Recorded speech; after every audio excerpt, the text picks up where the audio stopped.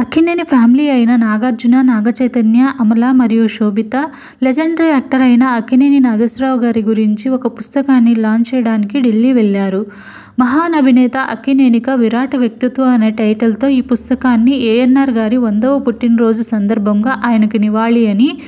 ఈ పుస్తకం ఏఎన్నార్ గారి జీవితం, వృత్తి మరియు ఇండియన్ సినిమాకి ఆయన చేసిన కృషిని తెలుపుతుంది అని.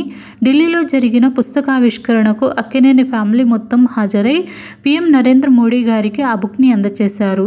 అలాగే నాగచైతన్య మరియు శోభిత మన ఆంధ్రప్రదేశ్కు చెందిన కొండపల్లి బొమ్మను బహుమతిగా ఇచ్చారు.